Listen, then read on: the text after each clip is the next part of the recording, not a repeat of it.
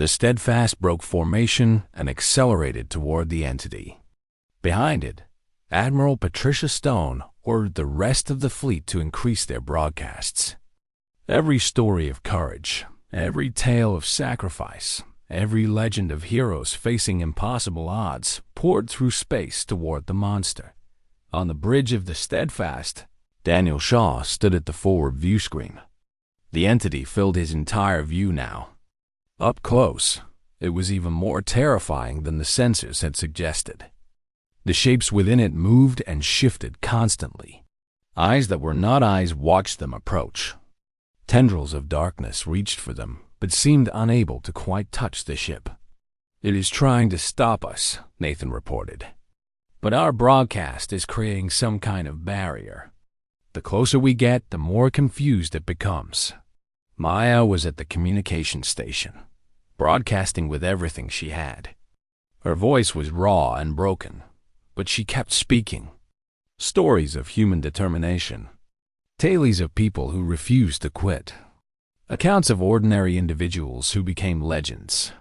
"We are entering its outer layer," Kevin announced. His hands were steady on the controls despite everything. "It feels like flying through a nightmare." And it did. The view screen showed images that made no logical sense. Faces that appeared and dissolved. Hands reaching from nothing. The collected fears of 1,000 civilizations, all pressed together into one impossible form. "It is trying to scare us," Daniel said calmly. "It is showing us horror because that is all it knows. It does not understand that humans have been imagining things like this since we lived in caves." Victor Ruiz called from engineering. "I am reading strange energy patterns. The creature is reacting to our presence. I think we are actually hurting it just by being here." "Then, let us hurt it more," Daniel said. "Maya, switch to true stories. Real accounts of human courage. The most powerful ones, you know." Maya took a breath and began. She told the story of the 4 chaplains who gave their life jackets to soldiers on a sinking ship. She told of firefighters who climbed burning stairs, knowing they would not come back. She told of ordinary people who threw themselves on grenades to save their friends. With each story, the entity shuddered. The darkness around the Steadfast grew thinner. The nightmare images flickered and faded. "It is working," Nathan said. "Its energy is dropping fast. We are actually killing it from the inside." But the creature was not finished. It gathered itself for one final attack. Every remaining bit of its ancient power focused on the tiny ship at its heart. Lavra Kim saw it coming. "Brace for impact. This is going to be bad." The wave of darkness hit them like a physical force. Systems failed throughout the ship. The lights went out. The artificial gravity stuttered. And worst of all, the broadcast went silent. For a moment, there was only darkness and fear. The crew of the Steadfast felt the weight of the creature's despair pressing down on them. Millions of years of terror and hopelessness tried to crush their spirits. Daniel Shaw stood in the darkness. He could feel the entity trying to break him, trying to make him feel the same hopelessness it had forced on countless civilizations. It whispered to him without words. "Nothing matters. Nothing changes. The darkness always wins." He thought of his daughter back on Earth. He thought of the first time he had read her a story about a dragon slayer. He thought of her eyes going wide when the hero won against impossible odds. "You do not know us," Daniel said into the darkness. "You have fed on fear for longer than we have existed, but you have never met anything like humans." He started to speak. Not a story from a book. Not a legend from ancient times. His own story. The story of how he had been afraid as a child. How he had been bullied and hurt and made to feel small. And how one day he had decided to stop being afraid. Not because the fear went away, because he chose to be brave anyway. Around him in the darkness, other voices joined. Victor told the story of his father, a mechanic who worked himself to death so his children could have better lives. Diane told of her grandmother, who had survived a concentration camp and still believed in human kindness. Nathan told of his own battle with depression and how he had chosen to keep living even when it seemed pointless. Maya's voice rose above them all. She told the story of humanity. Not the myths and legends, but the true story. The story of a species that climbed out of the mud and reached for the stars. That faced extinction and disaster and war and still kept going. That fell down 1,000 times and got up 1,001. The darkness began to lift. Systems flickered back to life. The broadcast resumed, stronger than before. In the combined fleet, every ship heard what was happening inside the entity. Alien crews listened in awe as humans told their true stories. Not tales of perfect heroes, but accounts of flawed, fragile beings who chose to be brave despite everything. Ambassador Cathvorin heard, and he wept. He had mocked these stories as primitive. He had dismissed human mythology as the fantasies of an unsophisticated species. But now he understood. The myths were not lies the humans told themselves. They were training. They were practice. They were the way humans taught themselves to be brave. The entity screamed again. This time, it was not anger. It was fear. For the first time in its eternal existence, the monster that fed on terror was afraid. The steadfast pushed deeper into the creature's core. Maya kept broadcasting. Daniel kept speaking. The entire crew poured their hopes and fears and dreams and determination into the amplified signal. "You wanted to know about human myths," Daniel said, his voice carrying across the entire system. "Here is the truth about them. They were never about believing in magic. They were about believing in ourselves. They taught us that ordinary people can face extraordinary evil. They taught us that the darkness can be beaten. And most importantly, they taught us that the hero's choice is always the same. You stand, you fight, and you never, ever surrender." The entity began to dissolve. Not like a physical thing breaking apart, like a nightmare fading in the morning light. The combined hope of 100 species, led by humans who had trained for this moment their whole lives, was too much for it. Its last thoughts echoed across the system. Not words, but a feeling, confusion, disbelief. It had consumed civilizations. It had broken species. It had been the undefeatable monster for millions of years, and then it had met humans. A young species with primitive technology and simple stories. And those stories had killed it. The steadfast emerged from the dissolving darkness. It was battered and broken. Half its systems were offline. Its hull was scarred with wounds that should have been fatal, but it was still flying. And its crew was still alive. Admiral Patricia Stone's voice came through the communication system. "Steadfast, this is Admiral Stone. I need confirmation. Is the entity destroyed?" Daniel looked at the view screen.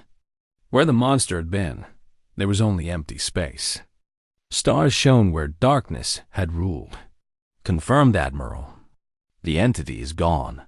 Silence across the fleet. Then, slowly cheering, from human ships and alien vessels alike. Species that had spent millions of years fearing the darkness in space were celebrating because the darkness had lost. On Concordance Prime, Ambassador Cathvorin approached the communication console. His voice was steady as he broadcast to the entire assembly. "We mocked human myths as primitive superstition. We believed our logic and technology made us superior. We were fools. Today, we learned that the youngest species in this alliance understood something we had forgotten. Stories are not just entertainment. They are weapons. They are training. They are the way a species teaches itself to face the impossible." He paused. "I am formally requesting that humanity begin a program to share their mythological heritage with all species in the galactic community. Not as cultural curiosity, as survival training. If more creatures like that entity exist in the void, we need to be ready.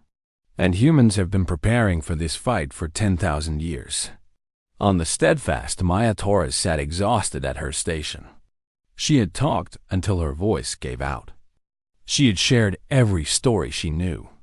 And somehow, against all logic, it had been enough. Daniel sat beside her. You did it. You killed a god with bedtime stories. Maya smiled weakly. We all did it. Every human who ever told a story about standing up to darkness. They all contributed to this moment. Daniel nodded.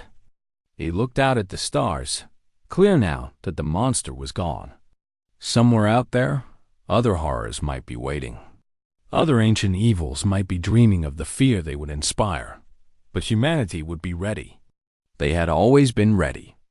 Every myth and legend and tale of courage had been preparation for moments like this. The galaxy had learned something today.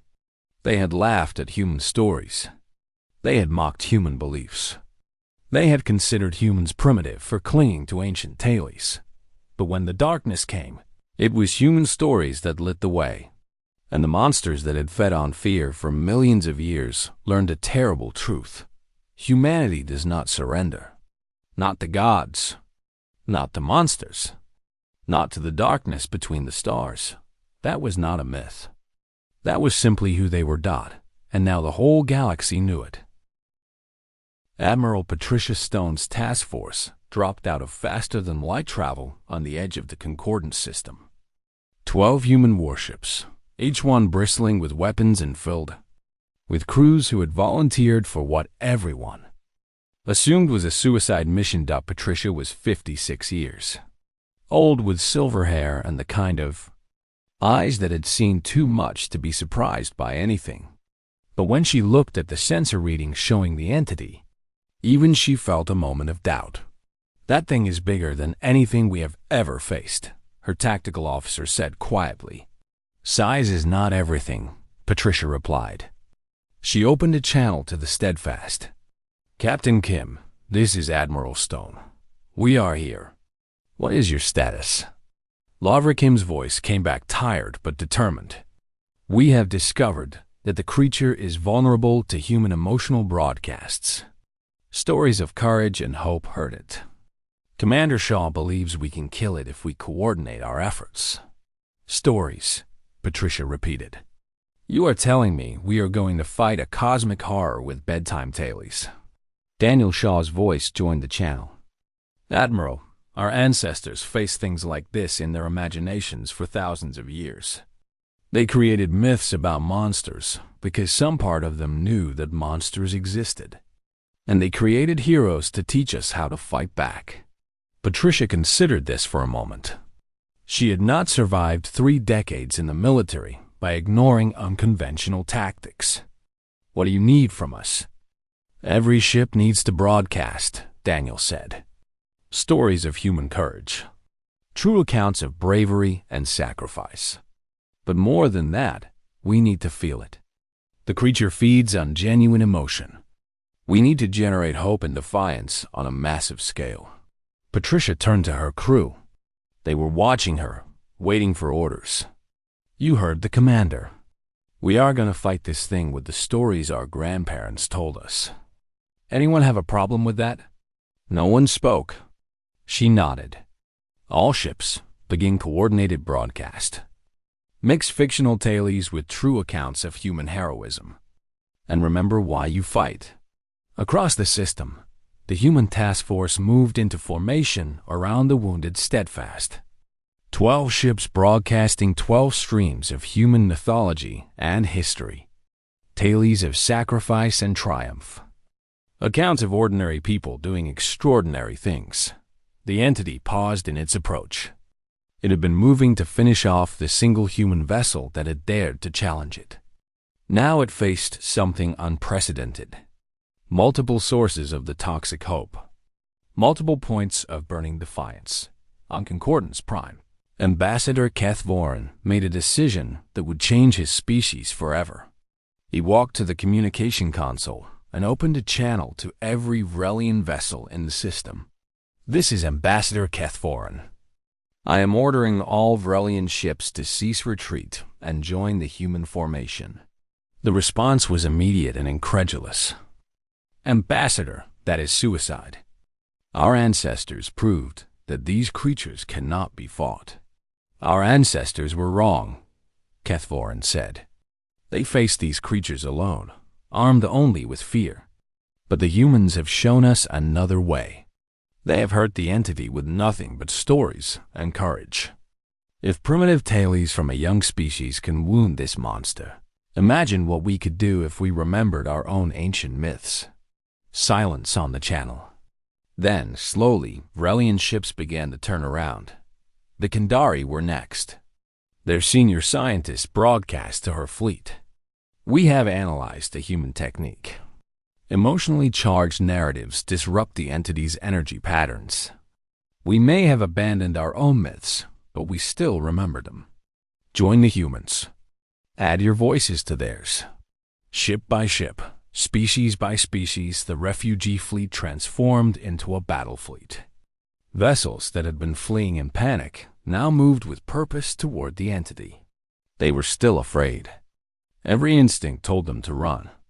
But something stronger than instinct was taking hold. Maya Torres stood on the bridge of the Steadfast, watching the ships gather. Tears ran down her face. They are coming back. They are all coming back. Daniel placed a hand on her shoulder. You did this. Your stories reached them. You reminded them that fear does not have to win. They are not just coming back, Maya said. Look at their transmissions. The communication channels were flooded with alien broadcasts.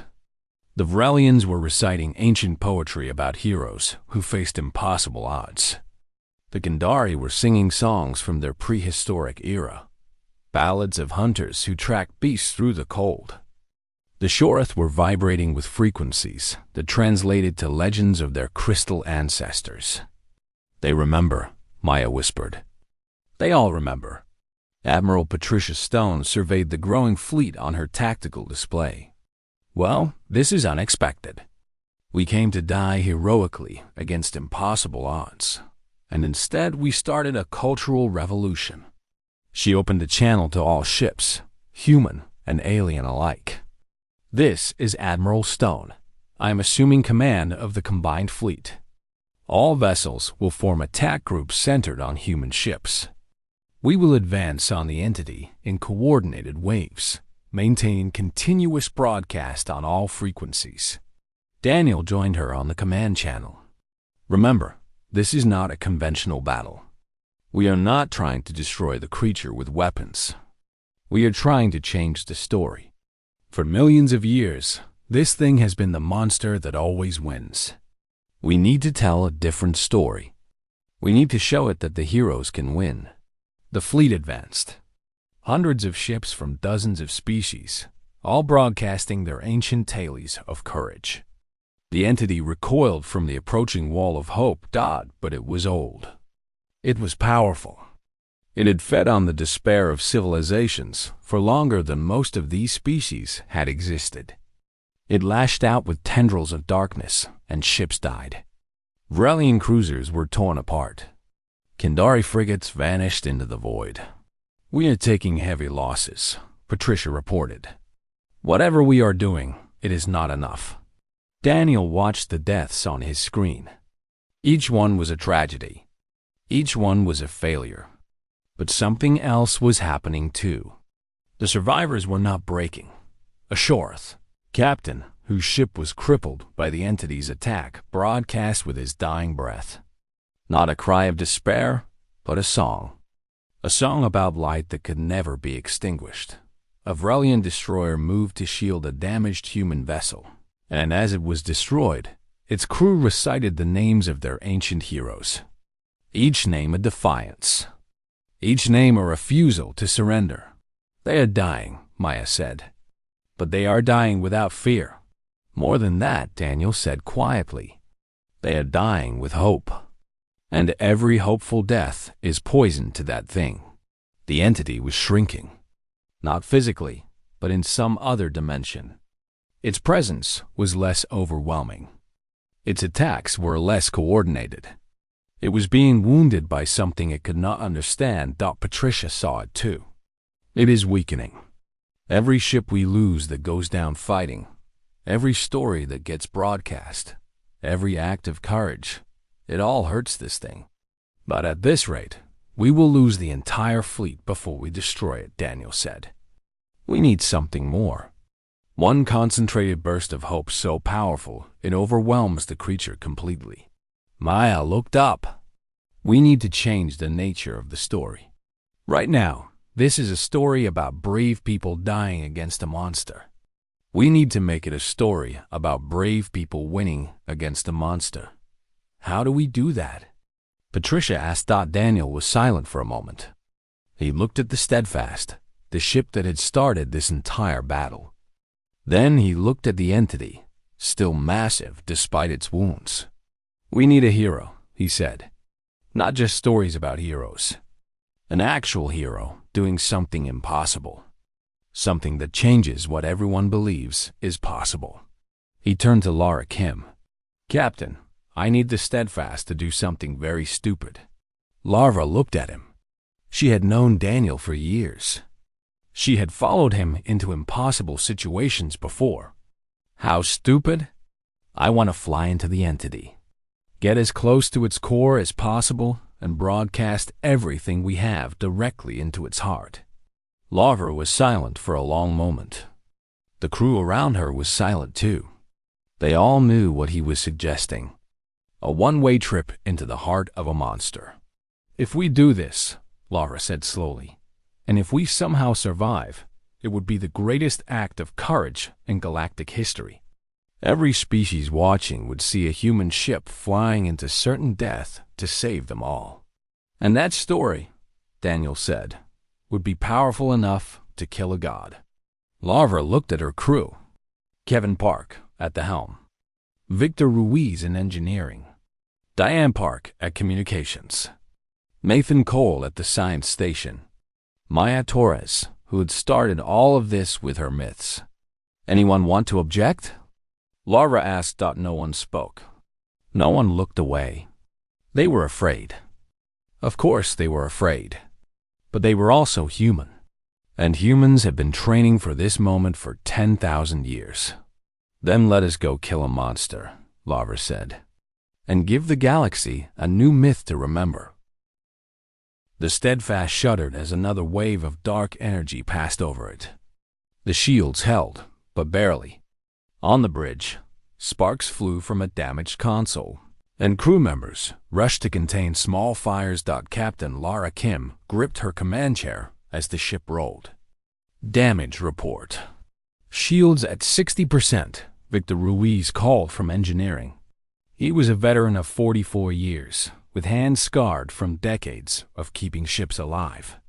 Whatever that thing is throwing at us, it is not like anything in our database. But the shields are adapting.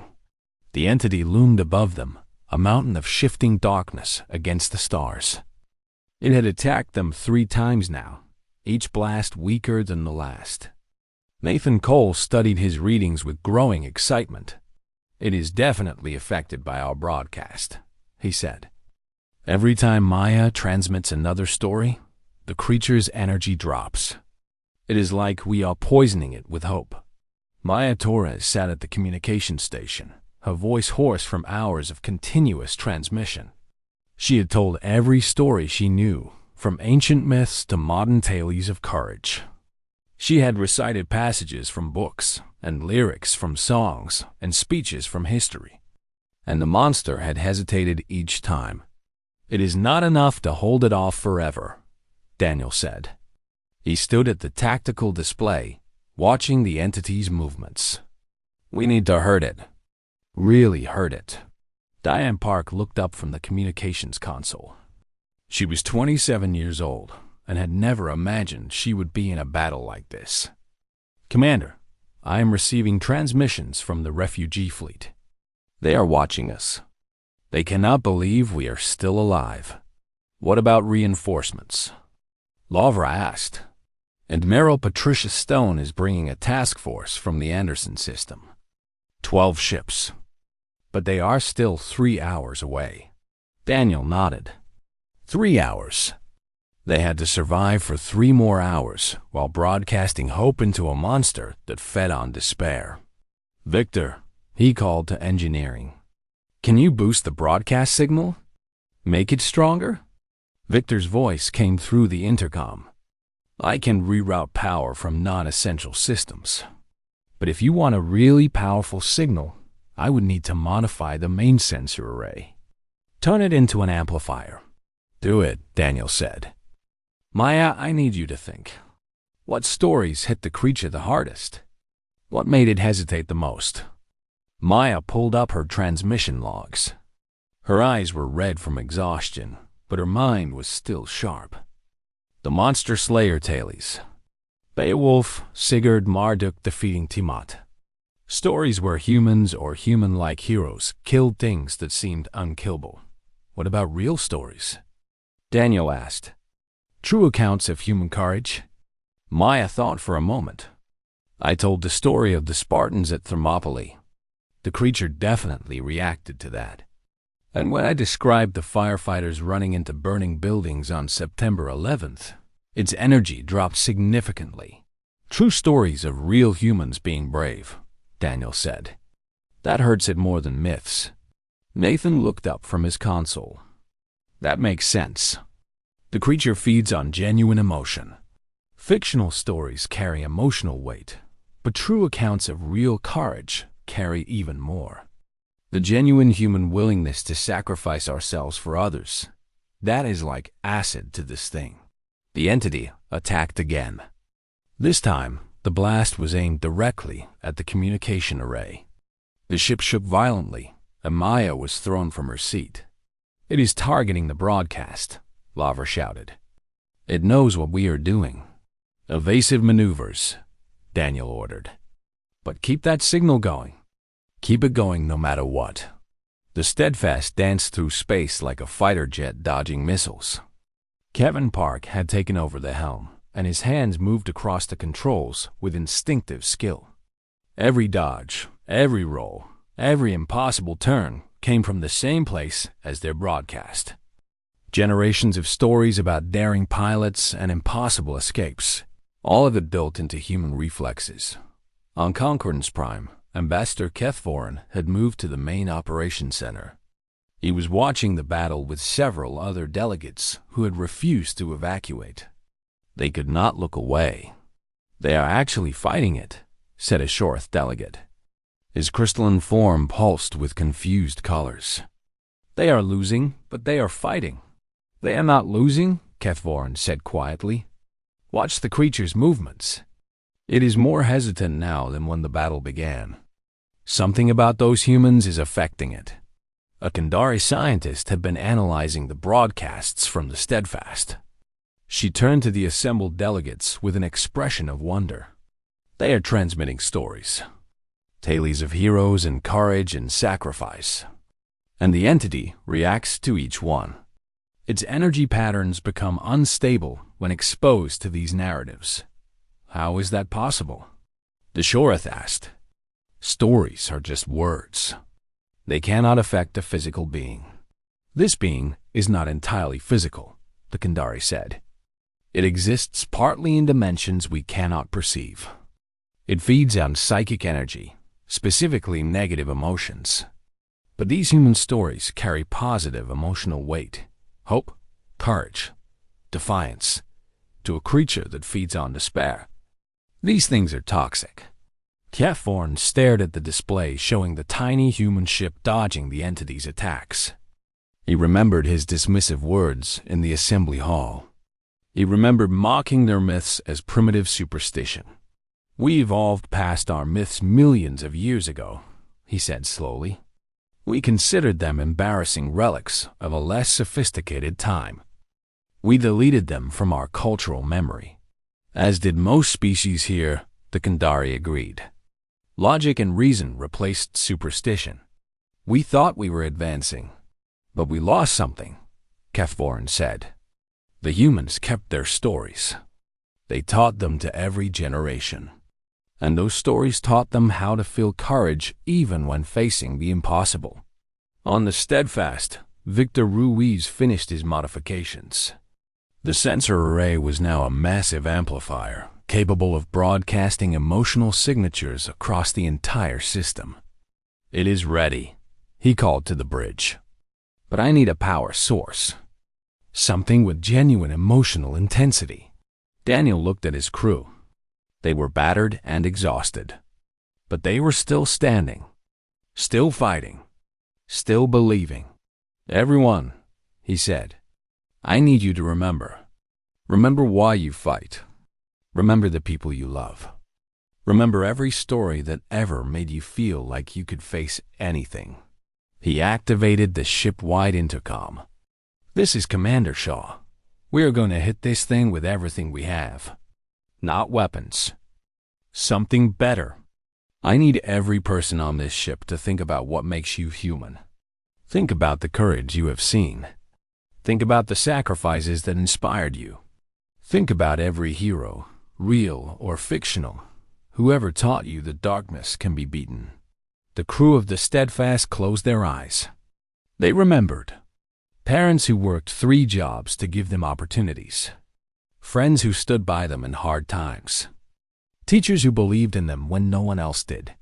Stories of ordinary people doing extraordinary things. Victor channeled all of it through the modified array. A wave of pure human defiance, hope, and courage blasted outward from the Steadfast. It hit the entity like a physical force. The creature screamed. It was not a sound that traveled through space. It was something deeper, something that every conscious being in the system felt in their minds. The entity recoiled, its massive form twisting and writhing. "It worked," Nathan shouted. Its energy readings dropped by 40%. "We actually heard it." But Daniel was not celebrating. He watched the creature carefully. It was wounded but not defeated. And now it was angry. "It is coming at us," Lavra warned. "Full speed." Daniel turned to the communications console. "Open a channel to all ships in the system. Everyone. Allies, refugees, everyone." Diane opened the channel. Daniel's voice broadcast to hundreds of vessels across the system. "This is Commander Daniel Shaw of the USS Steadfast. You saw what we just did. We hurt this thing. Not with weapons. With stories. With courage. With the refusal to accept defeat." He paused, watching the entity bear down on them. "Your ancestors fled from these creatures. Ours wrote stories about killing them. Join us, and we will teach you how to be heroes. Join us, and together we will destroy this monster." The entity was almost upon them. The Steadfast prepared for what might be its final stand. But across the system, ships began to slow. Refugees stopped their flight. And for the first time in millions of years, species that had always run from darkness began to consider turning around. The shuttle bay of Concordance Prime was chaos. Alien species pushed and shoved toward evacuation vessels, their earlier dignity forgotten in pure survival instinct. Daniel Shaw and Maya Torres moved against the crowd like rocks in a river, heading toward the small human shuttle waiting in Bay 7. The pilot was a young man named Kevin Park. He had been waiting for hours with nothing to do. And now he was watching the sensor feeds with wide eyes. When Daniel and Maya climbed aboard, he turned to them with a pale face. "Sir, are you seeing what is out there?" Kevin asked. "That thing is bigger than a moon. Our weapons cannot even scratch something that size." Daniel strapped himself in. "Just get us to the Steadfast, Lieutenant. Captain Kim is expecting us." Kevin wanted to argue. Every logical part of his brain told him that flying toward that thing was suicide. But something in Daniel's calm certainty made him swallow his fear. He powered up the shuttle and launched into the black. Through the viewports, they could see the exodus. Hundreds of ships from dozens of species were fleeing in every direction. They moved with desperate speed, caring nothing for formation or protocol. Some collided in their panic. Others simply vanished into faster-than-light travel without checking their coordinates, choosing random escape over calculated retreat. And behind them all, the thing from the void drifted closer. It was visible now even to the naked eye. A mass of shifting darkness against the stars, with shapes that formed and dissolved like nightmares given flesh. Wings that were not wings. Eyes that were not eyes. A form that seemed to exist in more dimensions than the human mind could process. The Maya stared at it through the viewport. It looks like something from Lovecraft's stories, like one of the old ones from the deep. Our ancestors imagined things like this, Daniel said quietly. They gave them names and stories. Cthulhu, Typhon, Apophis, the serpent that swallows the world. We have been dreaming about creatures like this since we first looked at the dark and wondered what might be hiding in it. And in those stories, how did we beat them? Maya asked. Daniel smiled that strange, fierce smile again. With heroes who refused to be afraid. With warriors who stood when everyone else ran. With the simple, stubborn refusal to accept that the monster must win. The USS Steadfast appeared ahead of them. It was a human cruiser, sleek and angular, built for speed and firepower. Compared to the entity approaching the system, it was less than a speck of dust. But its running lights were bright, and its weapons were powered. And it held its position while every other vessel fled. Captain Laura Kim met them in the hangar bay. She was a compact woman of 38 years with short black hair and a reputation for staying calm in impossible situations. Behind her stood Science Officer Nathan Cole, a tall man with glasses and the look of someone who had seen something that broke his understanding of the universe. "Commander Shaw," Lavra said, "I assume you have a plan that does not involve dying pointlessly against something we cannot hurt." "I have a theory," Daniel said. "Nathan, what have you learned about the creature?" Nathan led them to the science station on the bridge. His hands were shaking slightly as he pulled up his data. "It defies everything we know about physics. Its mass readings are impossible. Its energy signature does not match any known phenomenon. But the most interesting thing is its behavior." He showed them a graph of energy readings. "It seems to feed on something. The readings spike whenever it approaches a populated area. The more fear and despair in a region, the more it is drawn there. Right now, every alien species in this system is broadcasting pure terror. They are like a beacon calling it forward." Maya leaned forward. "It feeds on fear, just like the monsters in our oldest stories. The demons and dark gods that grew stronger from human suffering." "Exactly," Nathan said. "But here is the strange part. When it passed by our initial scanning probes, the readings dropped.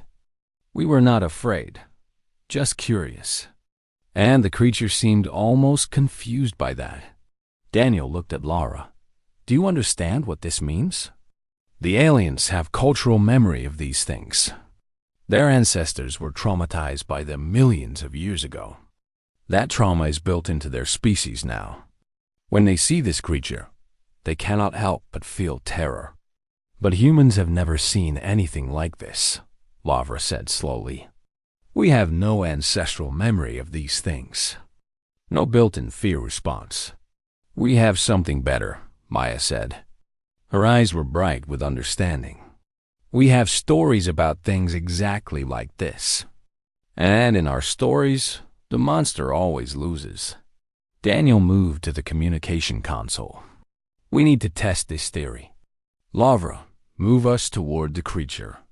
And Maya, start broadcasting." Lavra hesitated for only a moment. Then she gave the order. The Steadfast's engines powered up, and the ship began moving toward the approaching entity while every other vessel in the system moved away. Maya took position at the communication station. She accessed the ship's cultural database and began a transmission on all frequencies. The great human stories began to play. Beowulf ripping the arm from Grendel.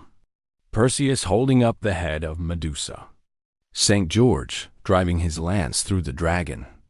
Every tale of monster slayers and demon hunters and ordinary people who refuse to surrender to darkness. On Concordance Prime, the alien delegates watched in disbelief. Ambassador Kethvorin stood frozen at the observation window, his compound eyes fixed on the tiny human ship moving towards certain death. "They are insane," he said. "They are flying toward it." Why would they fly toward it? A Kandari delegate stood beside him, her fur still raised in fear. Perhaps they do not understand what they are facing. Perhaps human sensors are less advanced than ours. "No," Kethvorin said slowly. "They understand. I spoke with the human commander. He knows exactly what that thing is. And he is not afraid." The entity noticed the steadfast. The massive form shifted, and some of those impossible eyes turned toward the approaching human vessel. A tendril of darkness began to reach toward it, a limb that could crush a planet. On the bridge of the steadfast, alarms sounded. Nathan's readings went wild. "It is focusing on us. Energy building. I think it is about to attack." "Hold course," Daniel said calmly. "Keep broadcasting, Maya. Every story of human triumph. Every tale of heroes standing against impossible odds." The tendril of darkness reached for them. Laura's hands gripped her command chair. Kevin Park, who had brought them here, was praying under his breath. The entire crew of the Steadfast watched death approach, and then something strange happened. The tendril slowed. It wavered in space like a snake uncertain of its prey. The entity's energy readings fluctuated wildly. Nathan stared in his console in disbelief. "It is confused," he said. "It does not know what to make of us. We are broadcasting something it has never encountered before." "What are we broadcasting?" Lavra asked. "Defiance," Daniel said. "Hope. The absolute certainty that we can win. Our myths taught us to feel these things when facing monsters. And this creature has never tasted anything except fear." The Steadfast continued forward. The entity continued to hesitate.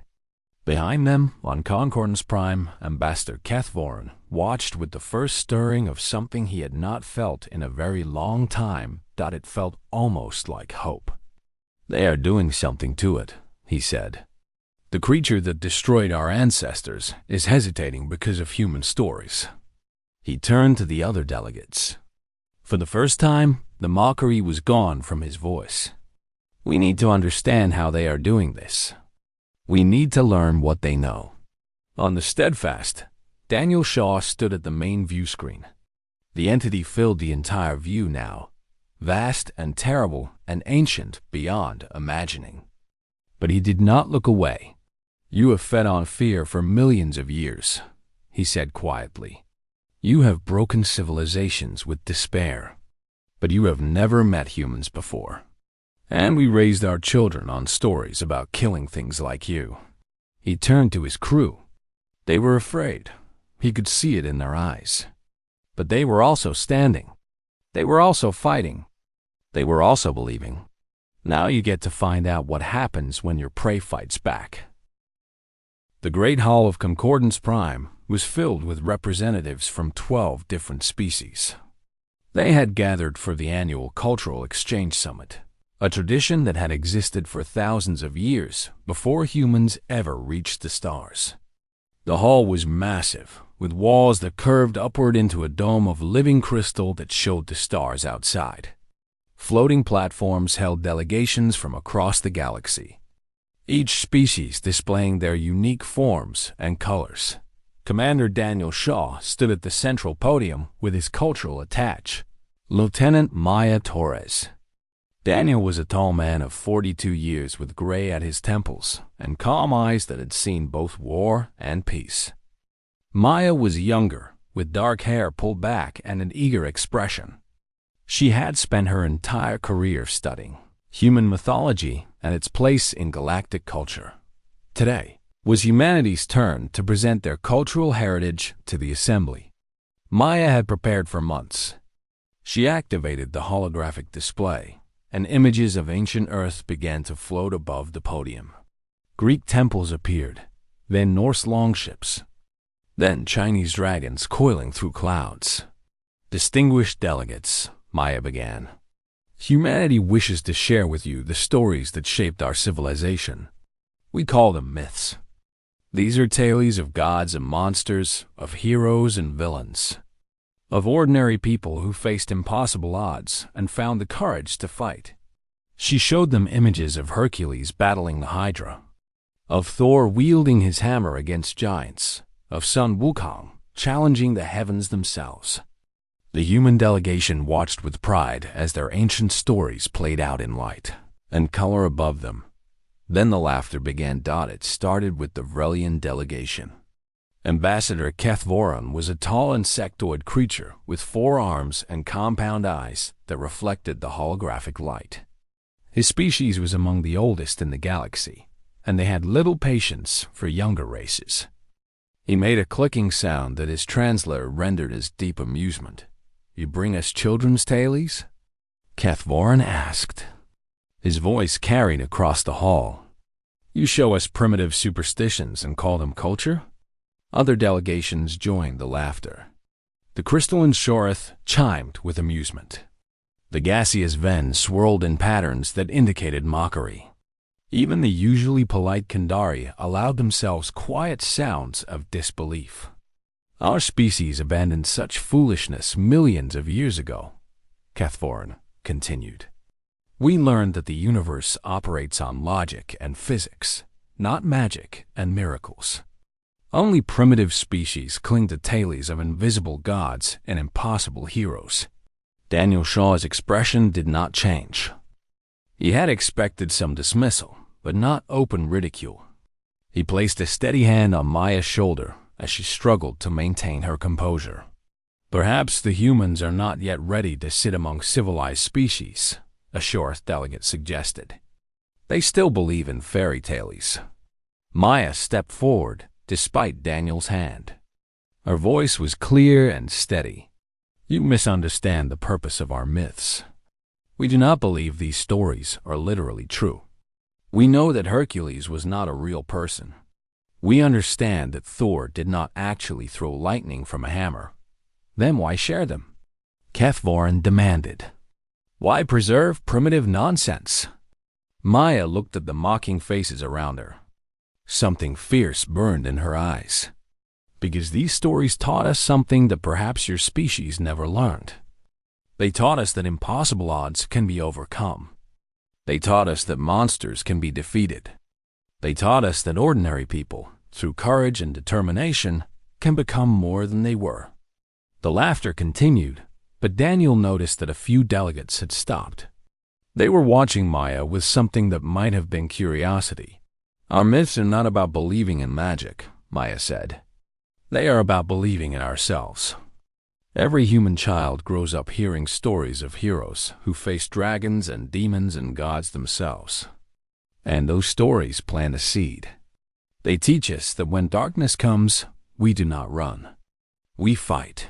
Kethvoron waved a dismissive arm. "Pretty words for primitive creatures. When your species encounters true cosmic horrors, your stories will not save you. Logic and technology save civilizations. Myths are the crutch of the weak-minded." Before Maya could respond, every light in the hall flickered. A deep alarm began to sound, a tone that Daniel had never heard before. The crystal dome above them shifted from showing peaceful stars to displaying emergency data. A Kandari official rushed to the central communication console. Her fur was standing on end with fear as she read the incoming transmission. "Something has emerged from dark space. Something massive. It is approaching this system." The holographic display changed. Instead of human myths, it now showed sensor data from the outer edge of the system.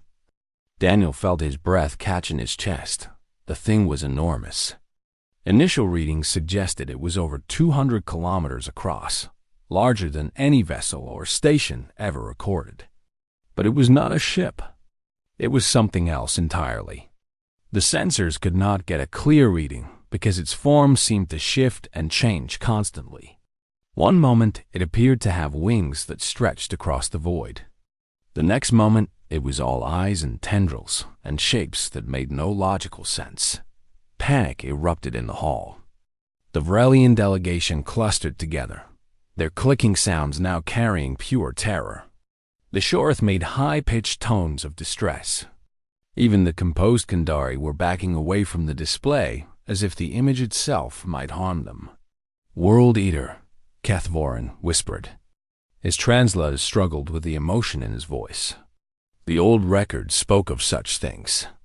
Creatures from the void that consumed entire civilizations. We thought they were extinct.